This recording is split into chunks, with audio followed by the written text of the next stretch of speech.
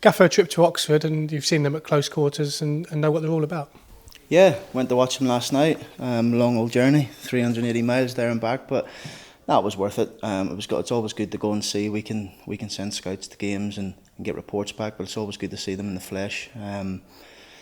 They've done brilliant. I just said, a young manager, Michael Appleton, somebody who I look up to, started in the game at 35, 36, similar to myself. And he's done brilliant in his career. He's done an excellent job at Oxford to get them out of the league last year, and the amount of goals they scored, they're obviously a threat. Lost their main man in Roof, but replaced them with Hemmings, who scored 20 odd goals last year in the Scottish Premiership. So we know it's going to be another tough game and one we're all looking forward to. Yeah, and obviously at home, Oxford have always been a force, particularly in League Two. They get their fans behind them and really a difficult place to go. It is. They've got a good fan base. Even last night they took 400 or 500 fans to Fleetwood, so they're a big club. It's going to be a tough game. They're good at home, but it's a big pitch, and I feel as if it's a game that could suit us, especially with the pace that we've got in our team. And you go into it obviously full of confidence after Tuesday night. Yeah, I think confidence is, it is, without being arrogant. Confident without being arrogant is definitely the message they'll be sending out to the players. Consistency is the key. We want to try and perform like that every week. Sometimes it's hard, sometimes teams stifle you a little bit, but it's important that we stamp our authority on the game and go there and try and get another win. Yeah, you don't want to change too much in terms of your style, because obviously it's proved in the opening couple of games that you're scoring goals away from home and at home.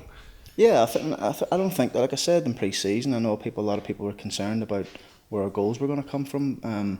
I feel as if we've got goals all over the pitch. We've showed that in the games that we've started. But it's important that we remain level. No one's getting ahead of themselves. Everyone's looking forward to the next game. Oxford it is.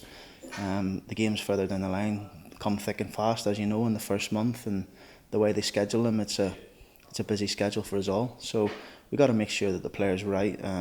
We don't overkill them in training, and make sure they're right when it comes to the game. We sat here on Monday, of course, and spoke ahead of the Millwall game about the players not being individuals and to work as a team, and that proved to be the case on Tuesday.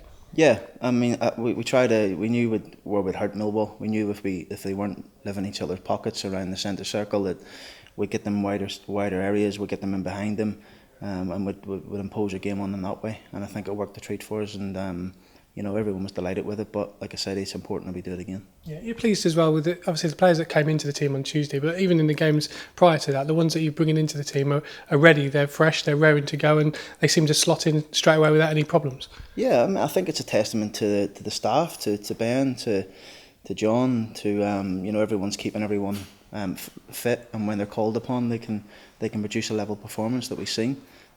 Also with the games that we're arranging, there's going to be another one on Wednesday, hopefully at home, and a 21 fixture to keep people ready. Extra sessions for the lads who are not playing at the minute.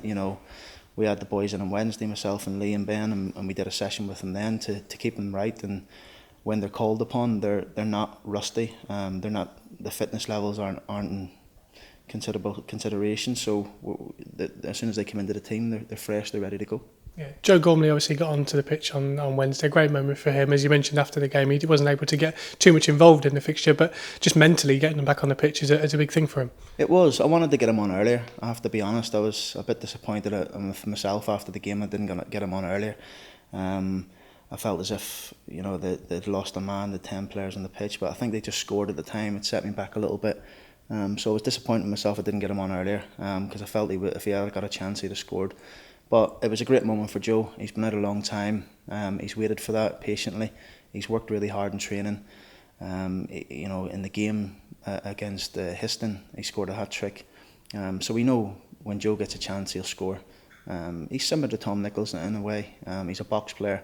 You need to put balls in the box for Joe, and he'll get chances, he'll score. So everyone at the club, especially John, I'm sure John Chatfield was delighted for him to work with him in such close quarters for the past 7-8 months, and to see him get on the pitch, albeit for 5 minutes, was great for everyone. Yeah, he's around the squad at the moment. Obviously, the loan window opens and closes very quickly at the end of this month. He's part of your plans at the moment, but I guess if the deal's right for the club for him to go out and get some games, I suppose that's something that you're open to. Listen, if any player's not in the team, they're not happy. That's as simple as that. But what we have at the minute at the club is a is a tight group. Everyone understands that we've got so many games.